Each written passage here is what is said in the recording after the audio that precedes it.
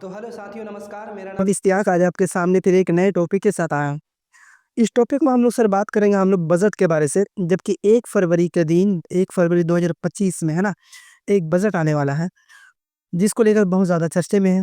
तो हम लोग ये समझ लेते हैं आखिर बजट होता क्या है और बजट के लिए सरकार पैसा कहाँ से लाती है और सरकार फिर किस मंत्रालय को कैसे-कैसे करके मतलब देती है और इसके लिए संविधान में क्या-क्या मायने हैं। और देखेंगे जब 1 फरवरी के दिन कहते हैं कि निर्मला सीतारमण एक हाथ में मतलब एक क्या कहते हैं कि लाल ऐसा बैग लेकर चलती है ना? उस बैग को हम लोग कहते हैं बही खाता, ठीक है? इसका नाम है हम लोग बही खाता कहते हैं, ठीक है? लेकिन देखिए, पहली बात तो ये है कि सरकार बजट निकालते हैं, यानी कि आपने जो सरकार जो चुनी है, तो 1 वर्ष जो सरकार जो चलाएगी, है ना? 1 वर्ष यानी कि इस चीज़ को ध्यान रखिएगा, 1 वर्ष जो सरकार जो चलाएगी, सरकार जो खर्च करेगी, इसका एक मतलब क्या होता है ब्यूरो निकालेगी, है ना? इनका एक मतलब खाका यानी कि डाटा निकालेगी, किस मंत्रालय को कितना दिया गया, है ना? कौन से मंत्रालय को कितना दिया जा रहा है ना? एक आम इंसान हम मतलब विदेशों के लिए मतलब जो अड़ोस-पड़ोस देश है, इसके लिए कितना निकाले, ये सब सारा कुछ बजट में होता है, ठीक है? देखिए, पहले तो ये समझ लीजिए सरकार पैसा आखिर लाती कहाँ से है? सरकार मनी लाती कहाँ से है, ठीक है? देखिए सर, देखिए सरकार को पैसा लाने का मतलब सबसे बड़ा कुछ ऐसा मतलब उद्योग है ना? कुछ मतलब क्या कहते हैं मतलब जो थोड़ा-सा समझ लेते हैं। देखिए, आयकर से 19% मतलब पैसा लाती है, उसके बाद फिर क्या कहते हैं उधारी अन्य देयता यानी कि उधारी से पैसा लाती है, उसके बाद केंद्रीय उत्पाद शुल्क से भी लाती है, उसका जीएसटी से भी लाती है ना? ये सबसे मतलब उनका पैसा लाने का मतलब क्या कहते हैं कि ये सब है, क्या कहते हैं कि आने का एक स्रोत है, ठीक है? लेकिन फिर इसे खर्च भी करती है ना? इसे लेकर फिर खर्च भी करती है सरकार, ठीक है? अब खर्च किसमें करती है देखिए, खर्च है खर्च कहाँ करती है मतलब पेंशन में करती है ना? उसके बाद फिर रक्षा में करती है ना? और देखिए, क्या कहते हैं केंद्र आयुति योजना मतलब करती है, इसके बाद फिर क्या कहते हैं ये जो केंद्र के अधीन जैसे रक्षाओं में है, ये सब मतलब ये खर्च करती है, पेंशन में खर्च करती है ना? ब्याज भुगतान में यानी कि सरकार जो उधारी हम जो बोले थे, उधारी और अन्य देवता में है ना? अन्य क्या कहते हैं जो पैसा उनको देता है उधारी है ना? उनको शुल्क करने में लगभग मतलब 19% का मतलब ब्याज लगता है, यानी कि ब्याज भुगतान करने में उन्हें इतना रुपया लग जाता है, ठीक है? ज़्यादा से ज़्यादा पैसा लगता है मतलब करों एवं शुल्कों में राज्य को हिस्सा, यानी कर और मतलब शुल्कों में उसको जो राज्य का हिस्सा है, इसे मतलब 21% के आस-पास लग जाता है, ठीक है? देखिए, अब कैसा है? अब देख लीजिए सर, अब देखिए इसके इसके लिए मतलब क्या-क्या मायने हैं, ठीक है? इसके लिए क्या-क्या मायने हैं? देखिए, अनुच्छेद 12 यानी अनुच्छेद सॉरी हमने 12 बोला लेकिन अनुच्छेद 112 में इसका एक मतलब क्या कहते हैं वार्षिक वित्तीय विवरण है, ठीक है? वार्षिक वित्तीय विवरण है। इसमें मतलब इसे मतलब शॉर्ट भाषा में बजट कहा गया है, लेकिन बजट क्या होता है, कैसे होता है संविधान में नहीं लिखा, लेकिन अनुच्छेद 112 में लिखा है वार्षिक वित्तीय व्यय।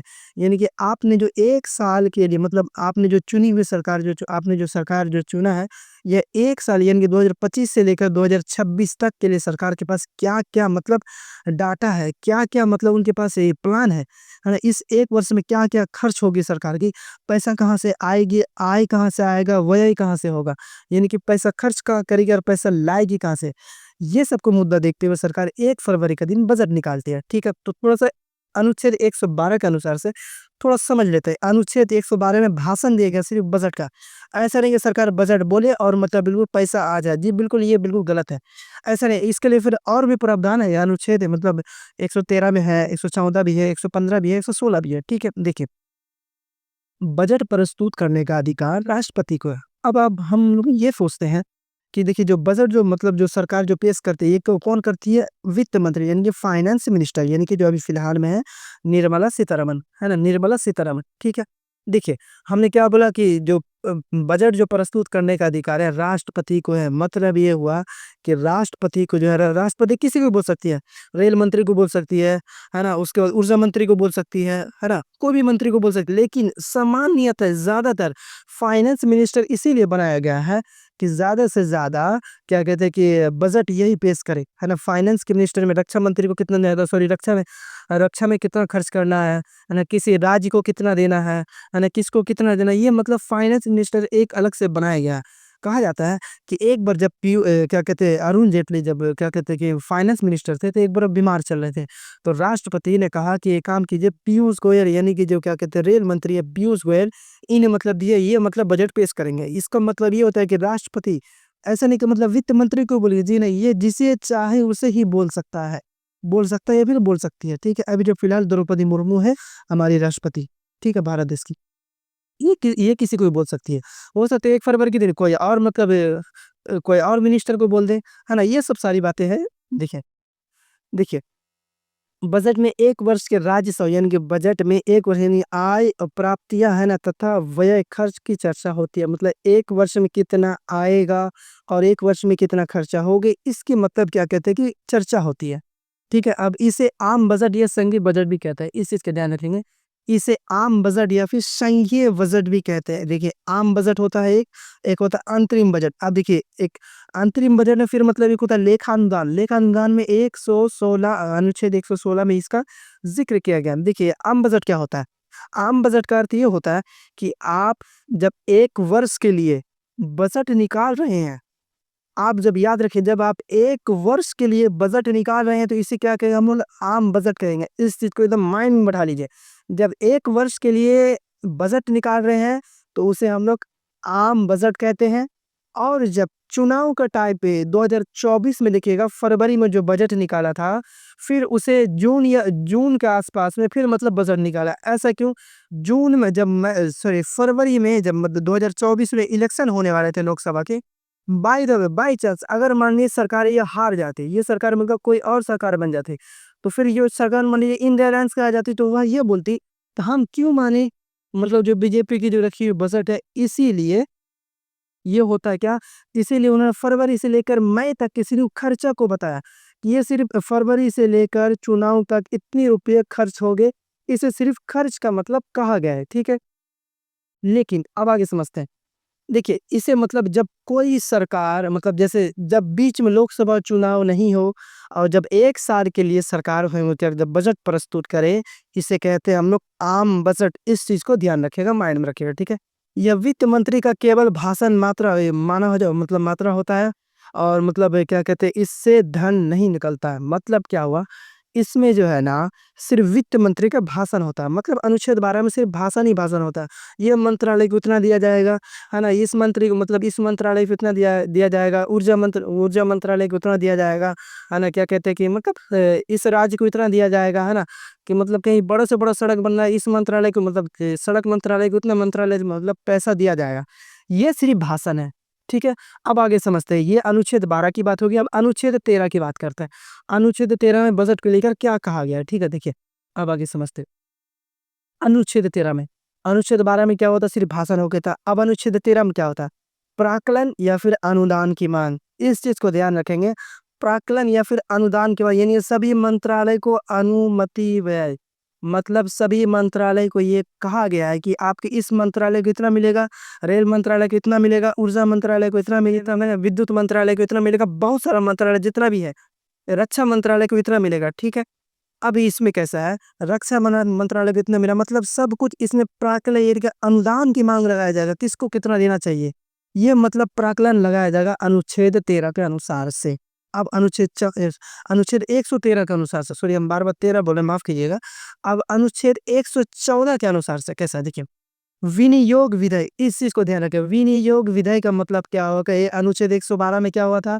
इन्होंने भाषण दिया था कि मतलब इसको लिए इतना दिया जाएगा, इस मंत्रालय को इतना, इस मंत्रालय को इतना, लेकिन अनुच्छेद 113 के अनुसार से इन्होंने ये क्या कहा गया था कि इस मंत्रालय को इतना देने की माँग है, इतना देने की माँग है, ठीक है? अभी भी मतलब पैसा नहीं निकला। अभी मतलब बजट के जितना भी पैसा निकाला गया, नहीं निकला। जब अनुच्छेद 114 में आएँगे, विनियोग विधेयक जिसको है ना एप्रोप्रिएशन बिल भी कहते हैं। ठीक है, अब देखिए विनियोग विधेयक क्या होता है देखिए, इसके पारित होने पर ही धन निकलता है। कौन? अनुच्छेद 114 के अनुसार से। जब तक ये संसद में पेश नहीं होगा, जब तक ये पारित नहीं होगा, तब तक ही मतलब इसे मतलब धन नहीं निकलेगा। मतलब देखिए कैसा हुआ कि देखिए बोले इस मंत्रालय को उतना देंगे। क्या कहते हैं कि रेल मंत्रालय को उतना दिए, रक्षा मंत्रालय को इतना दिए। अब इसमें से मतलब जो क्या कहते हैं अपोजिशन है, जैसे फिलहाल कांग्रेस में इतना है। अब ये बोले कि नहीं आपने इस मंत्रालय को इतना क्यों दिया? क्योंकि याद रखिए इसमें किसी का मतलब ये जो पैसा है, ये जो धन है, ये धन जो है सिर्फ़ जनता की है। हमने क्या बोला था सरकार पैसा कहाँ से लाती है? जीएसटी से लाती है, आयकर से लाती है ना? उसके बाद कर से लाती है और भी सब बहुत सारे उनका मतलब क्या कहते हैं पैसा लाने का बहुत सारा तरीका, ठीक है? टैक्स से लाती है, बहुत सारी बातें हैं जो मतलब कभी अगर मौका मिला तो कहेंगे ये सब जो है पैसा सरकार के, इसके किसी के नियंत्रण में रहता है, ये आम जनता का पैसा। इसलिए ऑपोजिशन अगर इसके ऊपर अगर कोई संशोधन लाता है या फिर मतलब क्या कहते हैं, फिर कुछ दिन के लिए रोक दिया जा सकता है, ठीक है। फिर क्या होता है, इसके फिर पारित होने पर ही धन निकलता है ना? इसे सांसद पारित करती है। कौन पारित करती है? सांसद। जब तक विनियोग पारित ना हो जाए तब तक धन नहीं निकलता है। इस चीज को ध्यान रखेंगे। कौन? अनुच्छेद 114 के अनुसार से जब तक विनियोग पारित ना हो जाए तब तक धन नहीं निकलता है, ठीक है। प्राक्कलन में जितने धन की चर्चा रहती है उतना ही धन विनियोग द्वारा निकलता है। मतलब हमने क्या बोला, अनुच्छेद 113 के अनुसार प्राक्कलन में या फिर अनुदान योग में या फिर अनुदान मांग में ये मंत्रालय को इतना देने की मांग है, तो उन्होंने क्या किया कि इतना ही निकलेगा, ठीक है। यानी कि अनुच्छेद 114 के अनुसार से विनियोग विधेयक से इतना ही क्या कहते हैं, धन निकलेगा, ठीक है। इसी कारण सांसद को राष्ट्रीय धन या फिर कोष रक्षक भी कहते हैं। इसीलिए इसी कारण सांसद को राष्ट्रीय धन या फिर कोष, है ना, क्या कहते हैं कि कोष का रक्षक भी कहते हैं। अब आगे समझते हैं। अब अनुच्छेद 115 में क्या कहा गया? अतिरिक्त अनुपूरक अनुदान, जब तक धन घट जाता है तो, है ना, क्या कहते हैं, धन को मतलब क्या कहते हैं कि धन को फिर मतलब वापस कहीं से भी जुगाड़ कर सकता है। ये मतलब अनुच्छेद 115 के अनुसार से। लेकिन अब आगे समझते हैं। अब अनुच्छेद देखिए, देखिए सर, अब आगे समझते हैं। देखिए, अब इसमें आते हैं हम लोग बजट में। एक होता है अंतरिम बजट और एक होता है लेखानुदान बजट। अंतरिम बजट क्या होता है, लेखानुदान बजट क्या होता है, पहले आप लोग समझ लेते हैं अंतरिम बजट का मतलब क्या होता है। देखिए, इसे चुनावी वर्ष में लाया जाता है। किसको? अंतरिम बजट को। हमने जो आम बजट बोला है ये नहीं। आम बजट जो एक वर्ष के लिए लाया जाए और अंतरिम बजट जो सिर्फ चुनावी वर्ष के लिए लाया जाए। इस चीज को ध्यान रखें। 2029 में फिर लोकसभा चुनाव है, इसके लिए लाया जाएगा, ठीक है। देखिए, यह कुछ महीनों के लिए ही होता है, ना कि पूरे वर्ष के लिए। हमें क्या बोला लेखानुदान अंतरिम बजट में? यह कुछ महीनों के लिए ही होता है। इस चीज को ध्यान रखें, माइंड में रखेंगे। यह जो है कुछ महीनों के लिए होता है। कौन? अंतरिम बजट में, ठीक है। अब आगे सब, इसमें आय तथा व्यय दोनों की चर्चा होती है। इसमें मतलब पैसा खर्च कहाँ होगा और पैसा आएगा कहाँ से, इसमें दोनों की चर्चा होगी। और इसे मिनी बजट भी कहते हैं, ठीक है। इसे मिनी बजट भी कहते हैं, ठीक है। चलिए अब आगे समझते हैं। अब लेखानुदान क्या होता है ना? इसे चुनावी वर्ष में लाया जाता है ना। यह कुछ महीनों के लिए होता है पर लेकिन पूरे वर्ष के लिए ये नहीं होता है। कौन? लेखानुदान में। इसमें केवल व्यय यानी कि खर्च की चर्चा होती है लेखानुदान में, है ना। उसका इसे एडवांस भुगतान भी कहते हैं। इसकी चर्चा अनुच्छेद 116 में है ना। इसके लिए विनियोग विधेयक की आवश्यकता नहीं है, ठीक है। इसके लिए विनियोग विधेयक की आवश्यकता नहीं है। अब इस जो हम लोग थोड़ा सा, ये तो हम संविधान के बारे से बता दें, ठीक है। देखिए, संविधान के बारे से हम जो बता दिए हैं, संविधान देखिए, बजट को सीधा सीधे समझ लीजिए। आप क्या कहते हैं, आप मान लीजिए अब एक बिजनेसमैन है, ठीक है। आपको मालूम होगा आप एक वर्ष में कितना कमाते हैं, ठीक है। आप अगर एक स्टूडेंट है, आप कहीं मतलब पढ़ रहे हैं बाहर पे जाके, आपका खर्च होता है 1 तारीख के दिन, आपका मान लीजिए घर से पैसा भेजता है। मान लीजिए आपका खर्च मान लीजिए 10,000 रुपये महीना है, ठीक है। अब इसी 10,000 में क्या करोगे? आप 2,000 रुपया जो क्या कीजिएगा, रूम का रेंट दीजिएगा, हाँ। आप कहीं से सब्जी पानी लिए होंगे, है ना। सब्जी पानी के लिए मान लीजिए 1,000 रुपया, अगर 1,000 रुपये बाकी होगा, उसके लिए खाने पीने में लगा होगा, ठीक है। आपका एक्स्ट्रा खर्चा, है ना, साफ सफाई हो गया, आपका मतलब बुक हो गया, पेन हो गया, है ना, क्या कहते हैं, ट्यूशन फीस हो गया। ये सब में सारा मेंटेनेंस, अगर आप बीच में अगर 1,000 रुपये बच भी जाता है, अब मानिए सारा खर्च मिला कर अगर 9,000 होता है, 9 के अगर होता है, 1,000 जो बच गया, है ना। आप 1,000 जो रखे हैं पैसा, इस चीज को ध्यान रखेंगे, ठीक है। 1,000 जो रखे हैं, है ना। आप देखिए, ये जो 10,000 रुपये जो आपका जो बजट है महीने का, मम्मी पापा आपको ये 10,000 रुपये भेजा के दे रही है। आपने सारा पॉइंट पॉइंट में जोड़ के रखा है, ठीक है, कि रूम रेंट इतना देना है, खाने पीने में इतना देना है, एक्स्ट्रा खर्च इतना देना है, किताब के लिए इतना देना है, सब कुछ, है ना। सब कुछ का आप जो जुगाड़ करके रखे हैं, ये होता है आपका बजट। आप एक बिजनेसमैन है, इस चीज को ध्यान रखेंगे। आप एक जब बिजनेसमैन है, आपको मालूम है कि आपका एक वर्ष में कितना टर्नओवर की कमाई है। आप 1 लाख कमाते हैं, 2 लाख कमाते हैं, 4 लाख कमाते हैं, 5 लाख, ये आपके ऊपर डिपेंड करता है।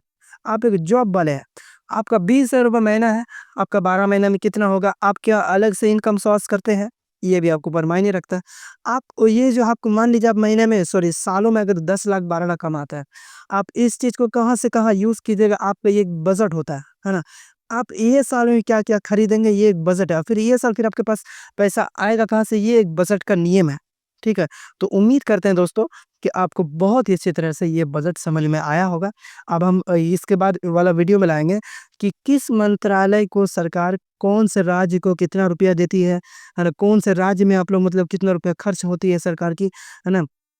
कि सरकार पेंशन में कितना खर्च करती है ना? सरकार कौन से मंत्रालय को कितना दिया, है ना? जैसे मान लीजिए कि अगर कोई सरकार अगर कोई क्या कहते हैं मुख्यमंत्री या फिर प्रधानमंत्री आपके जिला पे आता है या फिर आपके राज्य में आता है, अब बोलता है कि हम यहाँ से वहाँ तक पुल तक के निर्माण में खर्च होगा टोटल 2000 करोड़ रुपया या फिर 200 करोड़ रुपया, कोई कितना भी हो जाए। तो अनुच्छेद 114 के अनुसार से बोलिएगा विनियोग विधेयक पारित होगा या नहीं? सरकार कुछ भी बोल दे, इस चीज़ को ध्यान रखो, सरकार कुछ भी बोल दे, यह पैसा कहाँ से आएगा? जब तक ने सरकार आपके बजट के लिए नहीं रखा हो। अगर मान लीजिए आपको 3 क्या कहते हैं राज्य के लिए इतना दिया है, बोले 4000 रुपए 4000 करोड़ क्या कहते हैं इसको दिया जाएगा, इस राज्य को दिया जाए। अब उसमें से 3000 करोड़ क्या करेगा? 3000 करोड़ देगा किसको? अब 3000 जो करोड़ रुपया जो देगा किसको देगा? खर्च कर देगा, मतलब क्या कहते हैं पेंशन में दे देगा। उसके बाद फिर क्या कहते हैं कोई नौकरी पेशा वाला को दे दिया, है ना? जहाँ जहाँ खर्च होगा बचा जो 1000 करोड़ रुपया, उसी से पुल बनेगा, उसी से सड़क बनेगा, उसी से फ्लाईओवर ब्रिज बनेगा, है ना? जो मतलब क्या कहते हैं कि उद्घाटन होने का है उसी 1000 करोड़ का अंदर से ही होगा। अब अगर कोई बजट के अनुसार से ज़्यादा अगर भाषण देता है, वह गलत है। लेकिन उसको अगर एक ही बोले, नेताजी आपने जो ये ऐलान कर दिया, आपने क्या एक अनुच्छेद 114 के अनुसार से क्या विनियोग विधेयक पास किए हैं? ये सब सारी बातें हैं, लेकिन हम समझेंगे ये अलग से एक वीडियो लाएँगे किस मंत्रालय को कितना दिया गया। लेकिन 1 फरवरी के दिन इससे अच्छा एक बार और बनाएँगे कि किस मंत्रालय को सरकार ने क्या-क्या मतलब गिफ्ट किया। किस चीज़ का रेट बढ़ा है, किस मंत्रालय में कितना दिया, कौन से राज्य को कितना दिया, है ना? पड़ोसी मुल्क के लिए कितना निकाल-निकाल के रखा है। ठीक है? ये सब सब कुछ बजट में बातें होती हैं, तो समझेंगे फिर आने वाले टाइम पे। और फिर एक मैं उम्मीद करते हैं कि फिर एक नई वीडियो के साथ फिर जल्द ही प्रस्तुत करेंगे। तो बने रहें हमारे वीडियो के साथ और अच्छे लगने पर लाइक एंड सब्सक्राइब ज़रूर करें। जय हिंद, जय भारत।